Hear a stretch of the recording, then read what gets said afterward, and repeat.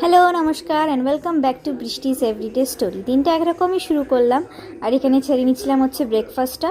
এখানে একটু ব্যালকনিতেই গেছিলাম কারণ আজকে মৌসুমটা খুবই সুন্দর ছিল আর একটু একটু ঠান্ডাও পড়েছিল, তো আমার খুব ভালো লাগছিলো। এখানে চান টান করে লাঞ্চটাও সেরে ফেলেছিলাম আর এখানে লাঞ্চটা সারতে না সারতে মা একটু ফ্রুটস দিয়ে গেছিলো। আর এটা হচ্ছে স্টার ডিশ, আমার এটা সব থেকে পছন্দের একটা জিনিস। আর আজকে আমার একটু ইনফ্লুয়েন্সারওয়ালা রাইটও চলে এসেছিলো, ওইটাই অর্ডার করেছিলাম, তো সেটা চলে এসেছিলো। সেদিন ছিল মঙ্গলবার, তো আর মঙ্গলবার মানে আমাদের প্রত্যেকবারের মতন একটু বাইরে যাওয়ার কথা।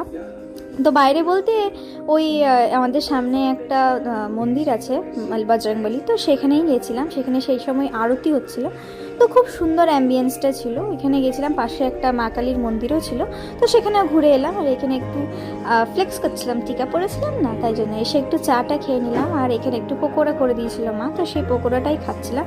আজকের লাঞ্চটা আমাদের ভালো না হওয়াতে ডিনারটা একটু ভালো করেছিলাম। আজকে ডিনারটাতে ছিল হচ্ছে ধোসা, যেটা আমিই করেছিলাম। আর এখানে ধোসা খুব সুন্দর হয়েছিল। এরকমভাবেই আজকে দিনটা শেষ করলাম। দেখা হচ্ছে আবার কালকের মিনি ব্লগে।